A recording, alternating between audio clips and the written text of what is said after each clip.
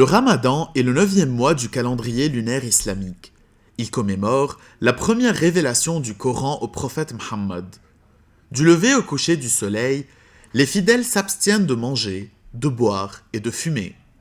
Mais réduire le Ramadan au jeûne serait scientifiquement et spirituellement incomplet. Le jeûne intermittent, observé durant le Ramadan, entraîne des modifications physiologiques mesurables.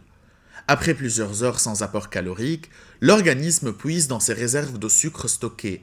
Il active progressivement la lipolyse, c'est-à-dire l'utilisation des graisses comme source d'énergie. Certaines études observent une amélioration temporaire de la sensibilité à l'insuline.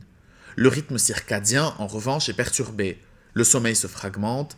L'alimentation nocturne modifie l'horloge biologique. Ainsi, le Ramadan met à l'épreuve les mécanismes d'adaptation métabolique humains. Mais le Ramadan ne se limite pas à des mécanismes biologiques. Sa portée est avant tout spirituelle et sociale. Le jeûne s'accompagne d'une intensification de la prière, de la lecture du Coran et de l'aumône. La spiritualité islamique considère le Ramadan comme un temps de purification intérieure. La privation volontaire développe l'autocontrôle, l'empathie envers les plus démunis et le sentiment d'appartenance communautaire. Il s'agit aussi d'un mois de discipline. Discipline, c'est-à-dire qu'il ne s'agit pas seulement de s'abstenir de boire et de manger. Il faut aussi s'abstenir des actes néfastes contre autrui.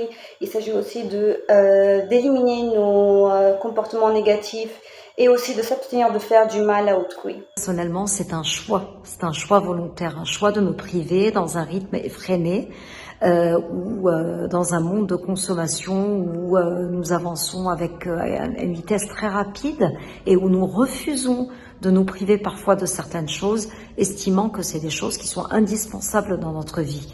Les neurosciences montrent d'ailleurs que les pratiques méditatives et spirituelles régulières modulent les circuits de l'attention et de la régulation émotionnelle. Cette année encore, la dimension spirituelle du mois sacré croise l'actualité. En Israël, les autorités ont annoncé que 10 000 fidèles palestiniens seront autorisés à prier sur l'esplanade des mosquées à Jérusalem. L'esplanade abrite la mosquée d'Al-Aqsa, troisième lieu saint de l'islam. Pour les musulmans, prier à Al-Aqsa pendant le Ramadan revêt une signification spirituelle majeure. Dans un contexte géopolitique tendu, ces autorisations prennent aussi une dimension diplomatique et sécuritaire.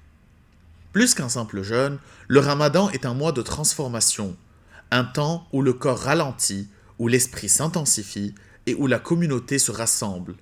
Entre biologie, foi et enjeux contemporains, il demeure l'un des phénomènes religieux les plus observés et les plus étudiés au monde.